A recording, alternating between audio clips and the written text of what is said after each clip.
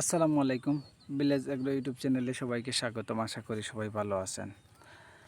এই যে দেখতেছেন গরুগুলা মাঠে খাওয়াচ্ছি, আর আমার এগুলা দেখতে কিন্তু খুবই ভালো লাগে। এখানে দুটা বাছুর দেখতেছেন, দুইও বাছুরটাই একদিনে ডেলিভারি হয়েছে। এটা আমার ওই যে চিত্রা যেটা দেখতেছেন ওইটা আমার পাশের বাড়ির এক ভাইয়ের গাভীর বাছুর, আর ওই লাল যেটা দেখতেছেন ওইটা আমার ওই গাভীর বাছুর। এই যে কালো গাভীটা ওইটার বাছুর, আর ওই কালো গাভীটার গত বছরের বাছুর হচ্ছে এইটা, এই যে দেখতেছেন যেটা এইটা।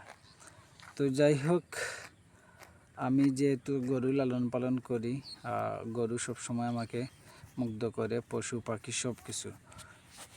তারপরে যেটা আমাকে সবচেয়ে বেশি আমার ভালো লাগে সেটা হচ্ছে গরু যখন মাঠে ঘাস খায়, তাদের এই যে দেখতেছেন ঘাস খাওয়াটা এত ভালো লাগে আমার, কি বলবো, সেটা বলার ভাষা নাই। আমি যখন তাদেরকে আমি মাঠে একটু ভালো ঘাস খাওয়াইতে যাই, তখনই আমি তাদেরকে এইভাবে ঘাসে যখন আমি দেই, তখন তারা যেভাবে খায়, তাদের এই যে খাবার দাবারটা আমাকে মুগ্ধ করে। আমি চেয়ে থাকি তাদের দিকে, আমি আসলে চেয়ে থাকি যে তারা কিভাবে খাচ্ছে। আসলে তারা একটা পশু প্রাণী। তো যাই হোক, আমরা আমরা কিভাবে রান্না করে, চাল রান্না করে আমরা খাবার দাবার খাই, আমরা ভাত খাই, তারা আসলে এই যে দেখতেছেন তারা ঘাস খায়, মাটি থেকে ঘাস ওঠে, ঘাসগুলা খায়, এবং ঘাস খাওয়ার পর তাদের শরীরে মাংস হয়, ভিটামিন অনেক কিছু হয়, জানি না অনেক কিছু হয়, আর তাদের মাংস আমরা খাই। তাদের মাংস খেয়ে আমাদের শরীরে আমাদের আমিষ বা অন্যান্য ভিটামিনের চাহিদাগুলো পূরণ হয়। তো এটা আসলে একটা অদ্ভুত না? আল্লাহ কিভাবে আমাদেরকে সৃষ্টি করেছেন, বা এই পশু পাখিগুলা কেন সৃষ্টি করেছেন, আমাদের জন্য সৃষ্টি করেছেন। দেখেন তো, এই পশু পাখি প্রাণী জগৎগুলো আমাদের লাইফস্টাইলে, আমাদের জীবনে কিভাবে অদ্ভুতভাবে আমাদের সাথে মিশে আছে, আমরা ভাবতেও পারি না। অনেক বড় লোকরা ভাবতে পারেন যে ধর পশু, গরু মহিষ এগুলা পালন করে কি হবে।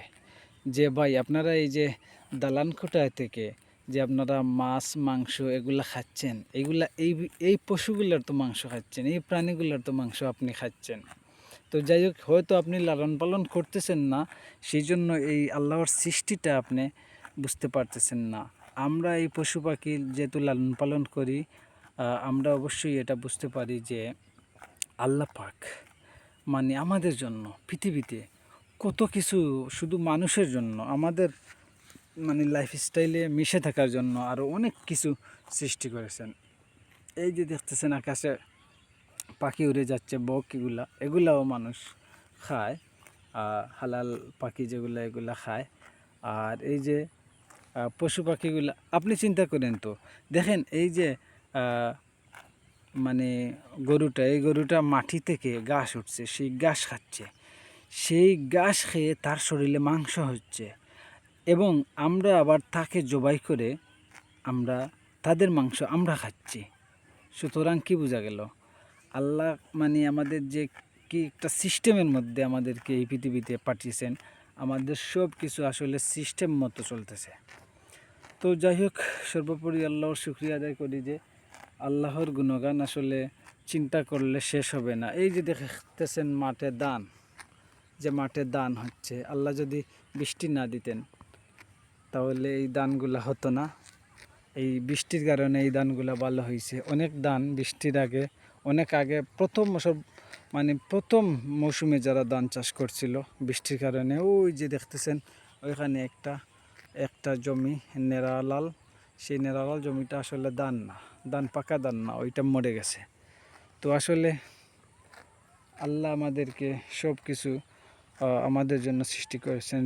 সবারও রিজেক আল্লাহ দিয়েছেন। পৃথিবীতে যত সৃষ্টিকুল আছে, সব সৃষ্টিকুলের রিজেক আল্লাহ পাক পৃথিবীতেই দিয়ে দিয়েছেন।